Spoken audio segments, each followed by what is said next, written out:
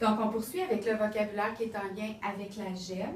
Je te conseille de prendre une feuille et de prendre en note les indications que je vais te donner qui vont te servir tout au long de ton chapitre.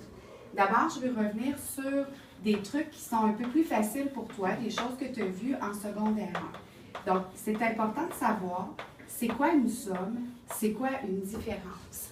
Donc, quand on a une somme, on sait qu'on doit faire un plus. Dans des consignes algébriques, souvent ce qu'on va dire, c'est qu'on doit ajouter. Quand on fait une différence, on fait un moins. Donc, dans la consigne, si tu lis quelque chose comme diminuer,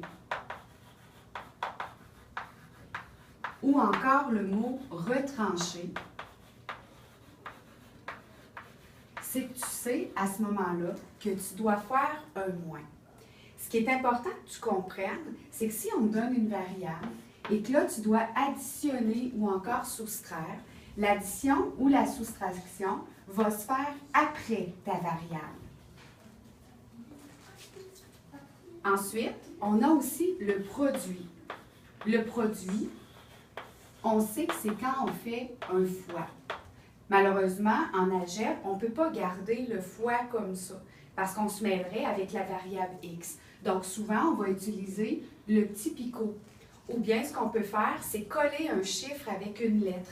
Comme si je te dis 2x, c'est la même chose que faire 2 fois x.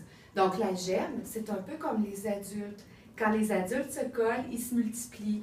Bien, ici, c'est la même chose. Si le chiffre se colle avec une variable, ils se multiplient, eux autres aussi. Ensuite, on a ce qu'on appelle le quotient.